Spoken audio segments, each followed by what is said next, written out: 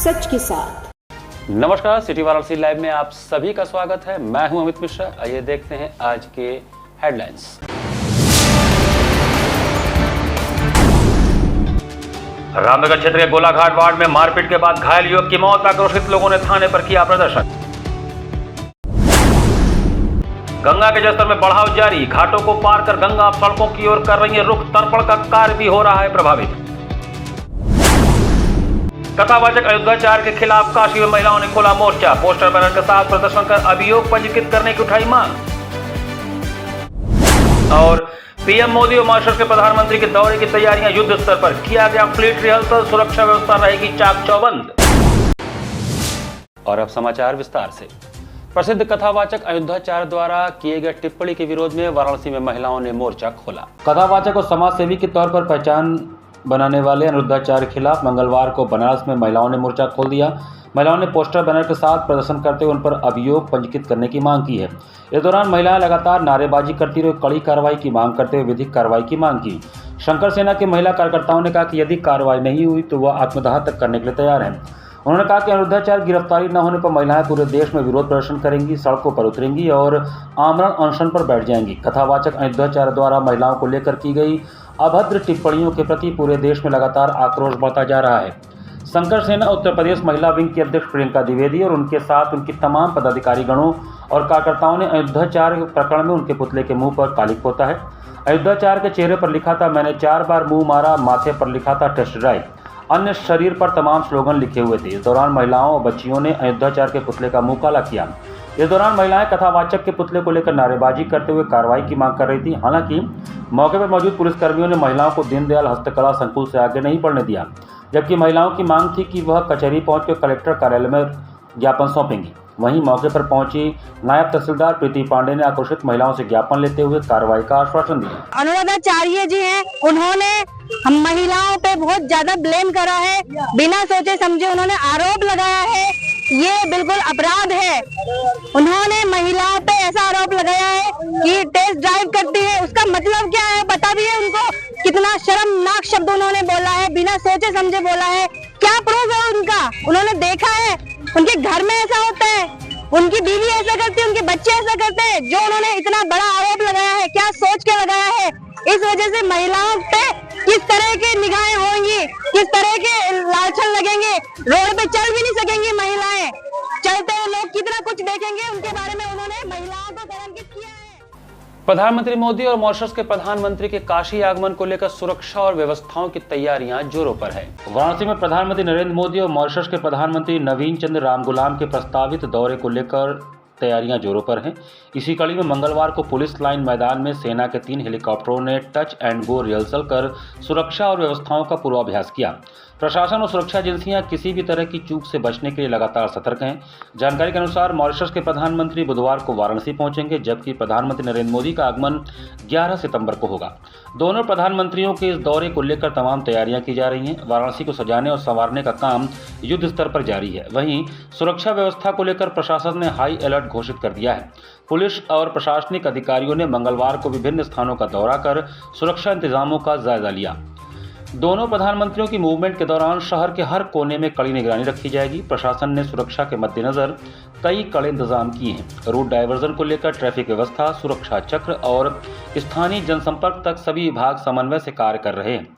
बता दें कि मॉरिशस के प्रधानमंत्री नवीन चंद्र रामगुलाम 10 से 12 सितंबर तक 3 दिवसीय दौरे पर वाराणसी आ रहे हैं। वहीं पीएम मोदी 11 सितंबर को 1 दिवसीय दौरे पर वाराणसी आएंगे। इस दौरान दोनों देशों के प्रधानमंत्रियों के बीच महत्वपूर्ण द्विपक्षीय बैठक भी प्रस्तावित है। इस मुलाकात को भारत और मॉरिशस के संबंधों के लिहाज से काफ़ी अहम माना जा रहा है। अपने दौरे के दौरान मॉरिशस के प्रधानमंत्री बाबा विश्वनाथ जी के दर्शन भी करेंगे और गंगा नदी में क्रूज यात्रा के माध्यम से विश्व प्रसिद्ध गंगा आरती का नज़ारा भी करेंगे। माना जा रहा है कि वह बनारस की आध्यात्मिक विरासत और सांस्कृतिक धरोहर से बहुत प्रभावित हैं। प्रधानमंत्री नरेंद्र मोदी और प्रधानमंत्री रामगुलाम के बीच बैठक में भारत मॉरिशस के बीच आर्थिक, सांस्कृतिक और तकनीकी सहयोग को लेकर बातचीत होगी। दोनों देशों के बीच लंबे समय से मजबूत द्विपक्षीय संबंध रहे हैं और इस मुलाकात से उसमें और मजबूती आने की उम्मीद है। वाराणसी में प्रधानमंत्री मोदी का यह दौरा खास मायने रखता है क्योंकि यह उनका संसदीय क्षेत्र है। ऐसे में स्थानीय विकास परियोजनाओं की समीक्षा और जनता से संवाद की भी संभावना जताई जा रही है। 3 दिनों तक काशी में आध्यात्मिक, कूटनीति और सांस्कृतिक समरसता का अद्भुत संगम देखने को मिलेगा। मॉरिशस के प्रधानमंत्री के काशी आगमन को लेकर अंतर्राष्ट्रीय भोजपुरी सम्मेलन से जुड़े प्रख्यात राजनीतिक चिंतक, समाज सेवी डॉक्टर अशोक सिंह ने भी हर्ष व्यक्त करते हुए कहा कि मॉरिशस, जिसे कि हम लोग छोटा भारत भी कहते हैं, वहां के प्रधानमंत्री के काशी आगमन पर दोनों देशों के सांस्कृतिक गतिविधियों में वृद्धि होगी। मॉरिशस एक छोटा सा सुंदर देश, जिसे लोग छोटा भारत भी कहते हैं, उसके प्रधानमंत्री जी हमारे शहर काशी में आ रहे हैं। हम उनका हार्दिक स्वागत और अभिनंदन करते हैं। ये देश ऐसा है जहाँ भोजपुरी भाषा आज भी 65% लोग बोलते हैं। वहाँ की ये राजभाषा भी है भोजपुरी, और सांस्कृतिक रूप से भी आदान प्रदान बराबर होता रहता है। हम कभी जाते हैं तो समझ ही में नहीं आता है कि हम अपने देश में नहीं, किसी और देश में। गोलाघाट वार्ड रामनगर क्षेत्र में 5 दिन पूर्व विवाद के बाद हुए मारपीट की घटना में घायल 26 वर्षीय युवक चंदन चौहान की इलाज के दौरान आज मौत हो गई। रामनगर क्षेत्र के गोलाघाट वार्ड में बीते शुक्रवार को हुए विवाद में घायल युवक 26 वर्षीय चंदन चौहान की मंगलवार की सुबह ट्रॉमा सेंटर में इलाज के दौरान मौत हो गई। युवक की मौत की खबर लगते ही मोहल्ले में आक्रोश फैल गया। सैकड़ों की संख्या में महिला, पुरुष और बच्चे थाने पहुंचकर आरोपी की गिरफ्तारी की मांग करने लगे। लोगों ने थाने में धरना शुरू कर दिया और पुलिस पर हिला हवाली का आरोप लगाया। बता दें कि गोलाघाट वार्ड में शुक्रवार को पड़ोसियों के बीच कुआं पर सामान रखने को लेकर विवाद हो गया था। देखते देखते गाली गलौज से शुरू हुआ विवाद मारपीट में बदल गया। परिजनों का आरोप है कि विपक्षी पक्ष ने बैट और डंडों से चंदन पर हमला कर उसे गंभीर रूप से घायल कर दिया। बचाव करने आई उसकी मां और पत्नी को भी पीटा गया। घटना के बाद घायल चंदन को ट्रॉमा सेंटर में भर्ती कराया गया था। वहां 4 दिन तक इलाज के बाद मंगलवार की सुबह उसकी मौत हो गई। युवक की मौत की खबर मिलते ही परिजन और मोहल्ले के लोग रामनगर थाने पहुंच गए। वहां सभी आरोपी की गिरफ्तारी की मांग करने लगे और पुलिस पर मामले को दबाने का आरोप लगाते हुए धरने पर बैठ गए। देर रात तक पुलिस लोगों को समझाने का प्रयास करती रही, लेकिन वे गिरफ्तारी की मांग पर अड़े रहे। मामले को देखते हुए थाना परिसर में भारी पुलिस बल तैनात कर दिया गया है। समाचार लिखे जाने तक मृतक के परिजन और मोहल्ले के लोग थाने में धरना देकर बैठे हुए थे। बहुत ही दुखद घटना हुई है। परिवार में जो पत्नी है वो पढ़ी लिखी नहीं है, परिवार पूरा मृतक ही संभालता था, और 3 छोटे बच्चे हैं जिनके लिए बड़ी चिंता है मोहल्ले के लोगों में कि अब कैसे उनका घर संभलेगा।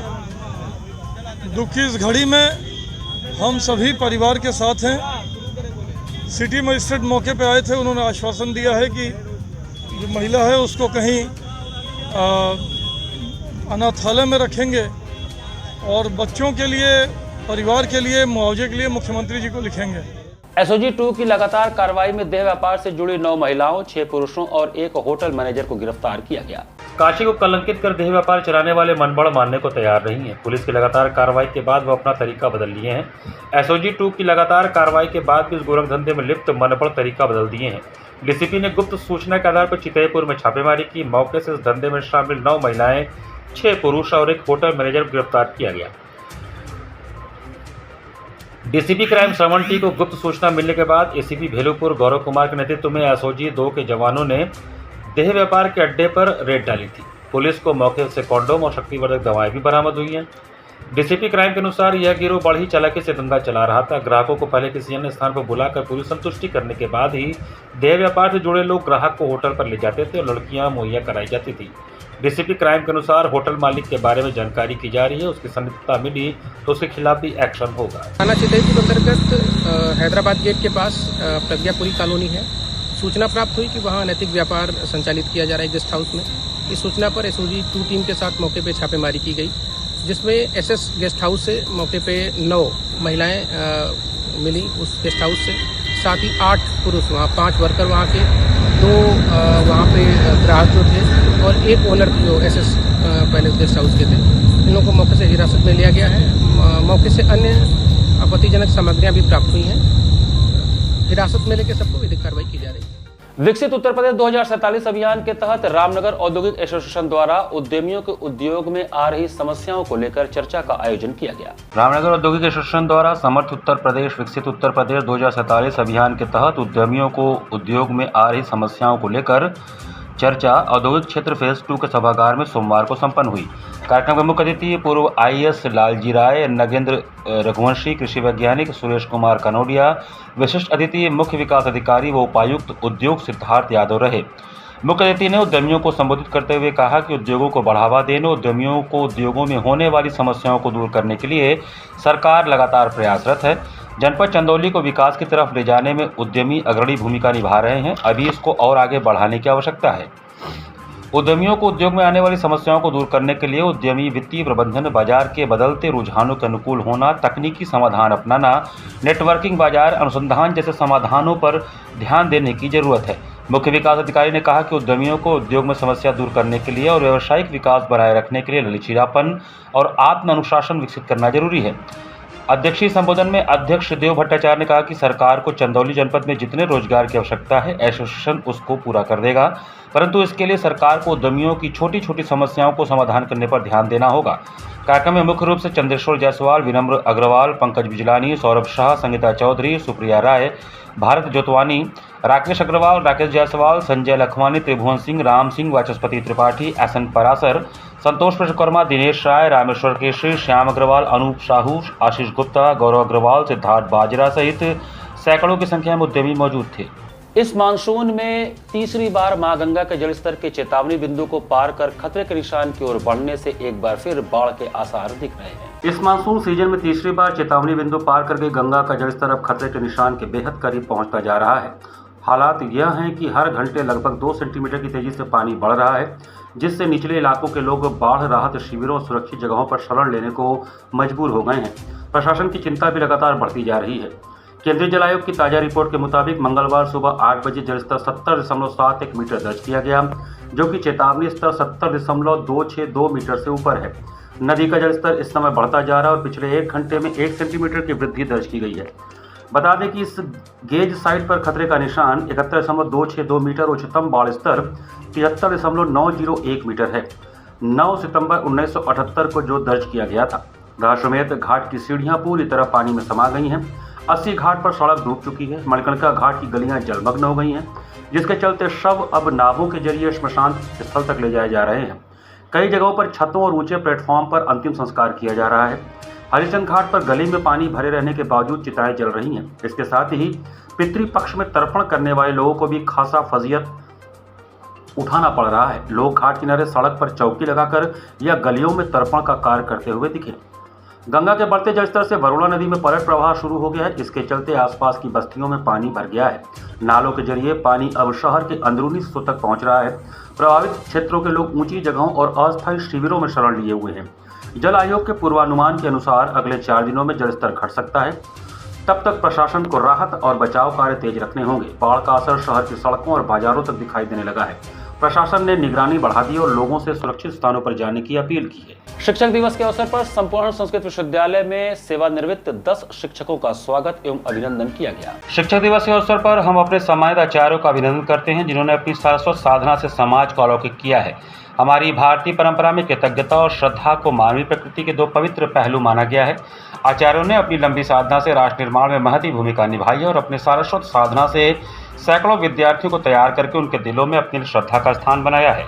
यह विचार संपूर्ण संस्कृत विश्वविद्यालय वाराणसी कुलपति प्रोफेसर बिहारीलाल शर्मा ने शिक्षक दिवस की स्मृति में मंगलवार को इस वर्ष सेवानिवृत्त होने वाले 5 आचार्यों तथा पूर्व में सेवानिवृत्त 5 आचार्यों का माल्यार्पण, तिलक, स्मृति चिन्ह, अंगवस्त्रम देकर स्वागत और अभिनंदन करते हुए बतौर अध्यक्ष व्यक्त किया।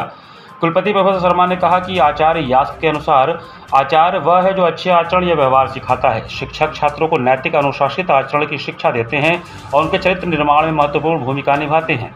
शिक्षकों का सम्मान करना हमारी पवित्र परंपरा का हिस्सा है। हमें अपने आचार्यों के प्रति कृतज्ञता और श्रद्धा का भाव रखना चाहिए, जिन्होंने अपने सारस्वत साधना से समाज को अलौकिक किया है। आचार्यों ने अपने जीवन को ज्ञान के प्रसार और छात्रों के भविष्य को आकार देने में समर्पित किया है।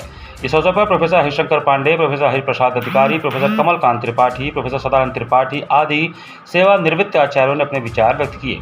इस अवसर पर वाचिक स्वागत और अभिनंदन प्रोफेसर जितेंद्र कुमार ने किया। संचालन एवं संयोजक ज्योतिष शास्त्र विभाग अध्यक्ष एवं वेद वेदांत संकाय प्रमुख प्रोफेसर अमित कुमार शुक्ल के संयोजकत्व में संचालन हुआ।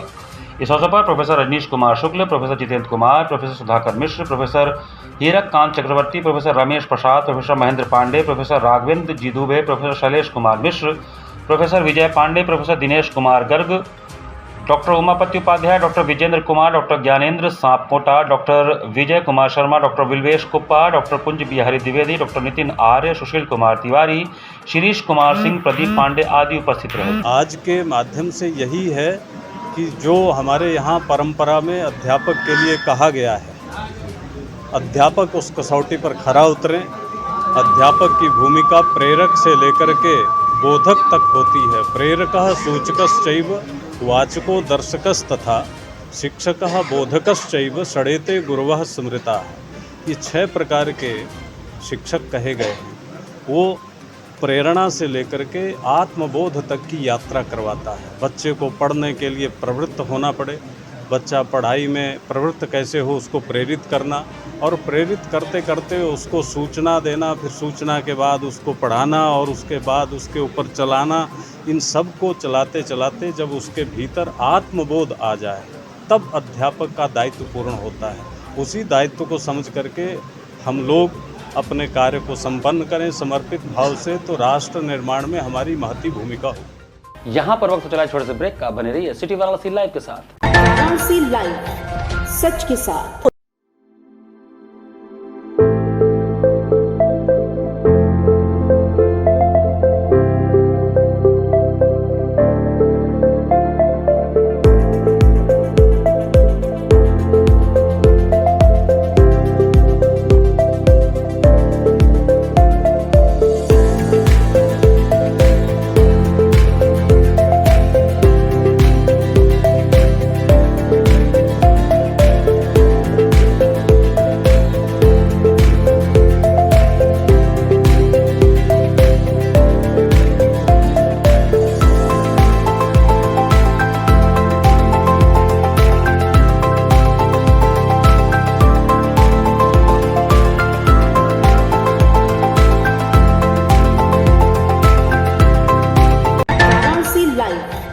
सच के साथ। ब्रेक के बाद आपका स्वागत है।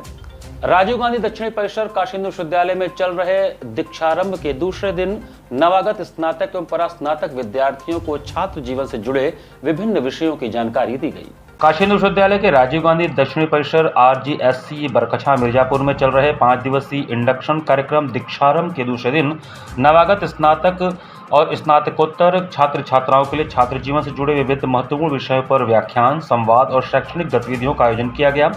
कार्यक्रम का वातावरण ज्ञानवर्धक, प्रेरक और आत्मीय विकास को बढ़ावा देने वाला रहा। दिन की शुरुआत छात्र शिकायत निवारण, स्टूडेंट ग्रीवेंस रिड्रेसल विषय पर प्रोफेसर प्रदोष कुमार मिश्र, अध्यक्ष छात्र शिकायत प्रकोष्ठ BHU द्वारा किया गया।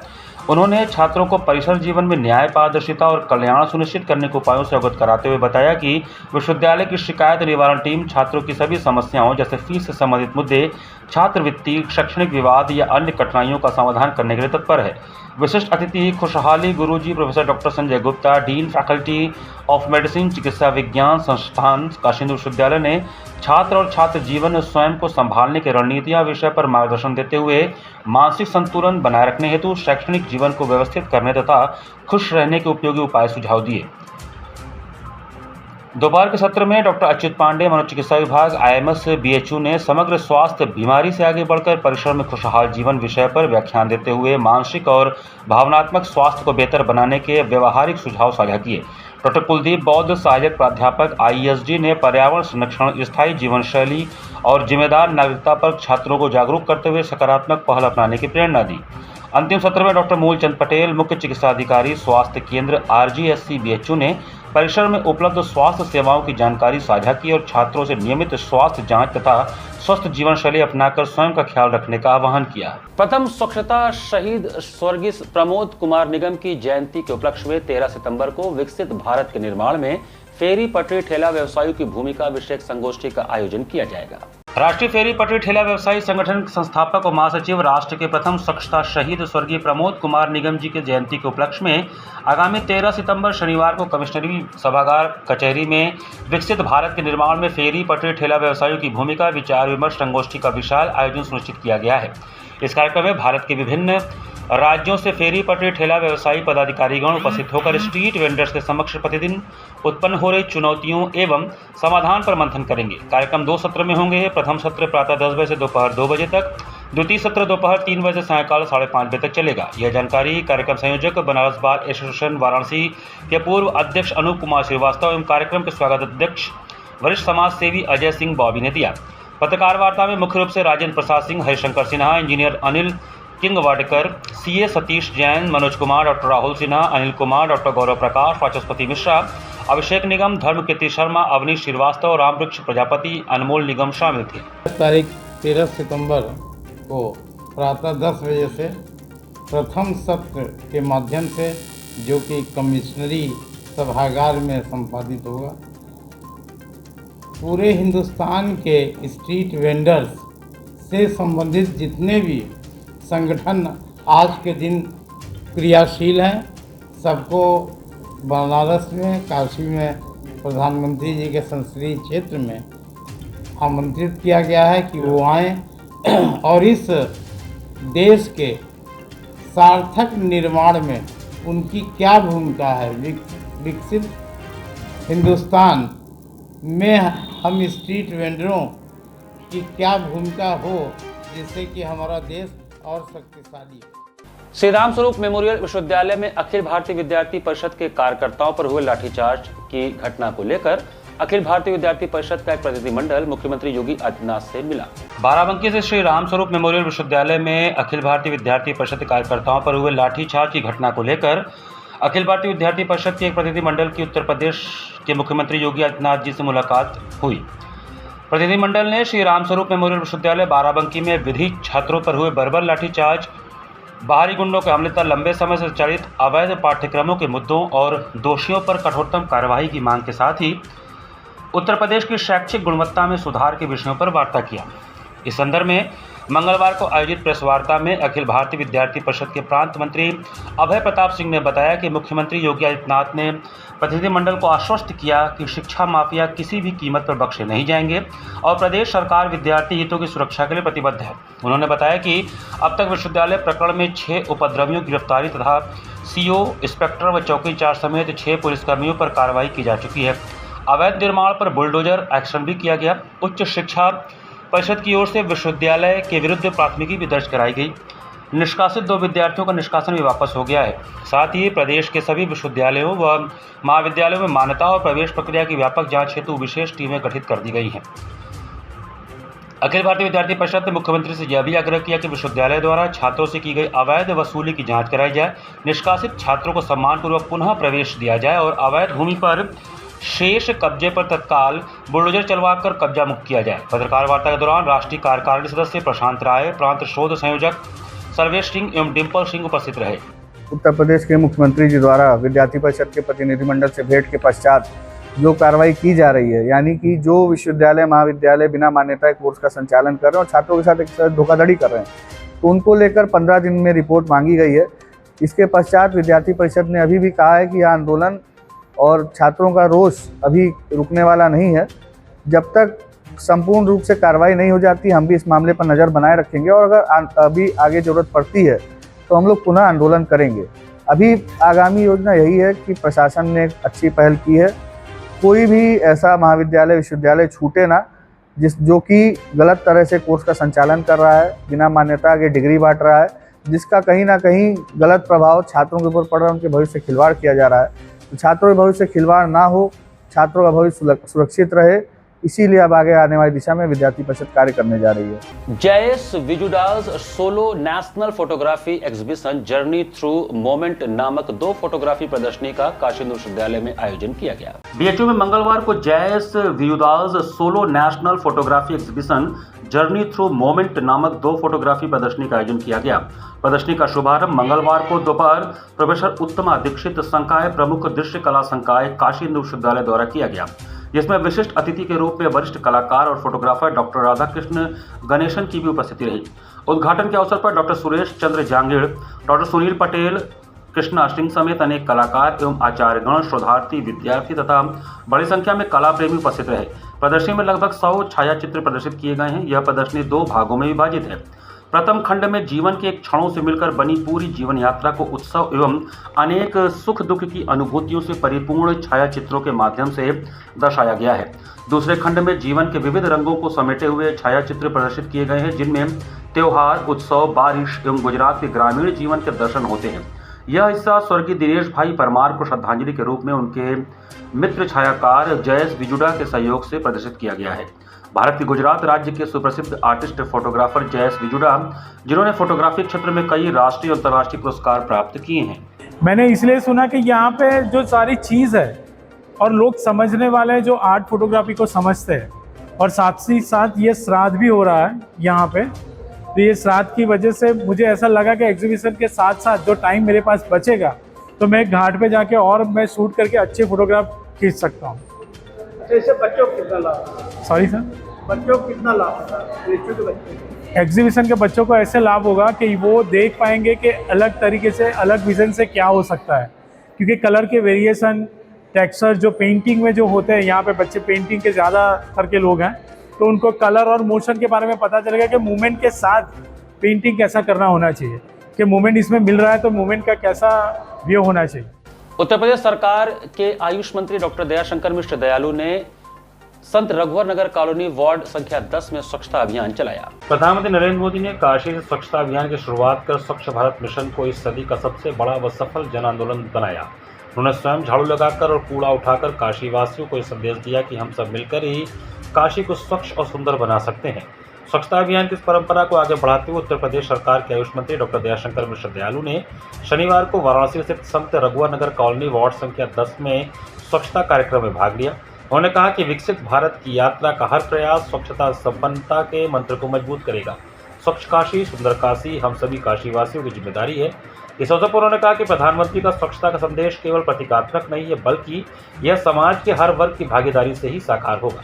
उन्होंने उपस्थित जनों से अपील की कि वे अपने घर, गली और मोहल्ले को स्वच्छ रखकर इस अभियान को जन जन तक पहुंचाएं।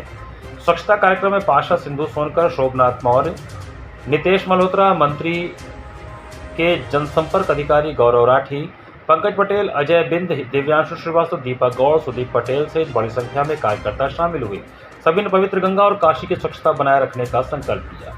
क्षेत्रीय खाद्य अधिकारी आलोक कुमार का सोमवार को अभिनंदन किया गया। सोमवार को 80 स्थित एक रेस्टोरेंट में क्षेत्रीय खाद्य अधिकारी आलोक कुमार का अभिनंदन किया गया, जिसमें मुख्य रूप से कोटेदारों के महानगर के अध्यक्ष मदन लाल काशीनाथ, संजय जायसवाल, दीपक सोनकर, सुशील मिश्रा, राजन वर्मा, राजन जायसवाल, ओम प्रकाश जायसवाल, मुकेश मौर्य, श्याम शर्मा, हेमांशु यादव समेत अन्य प्रखंडों से कोटेदार भाई उपस्थित थे। कार्यक्रम का संचालन डॉक्टर संदीप यादव ने किया। इसी के साथ सिटी वाराणसी लाइव का ये संस्करण हमें समाप्त करते हैं। मुझे दीजिए आज्ञा। नमस्कार।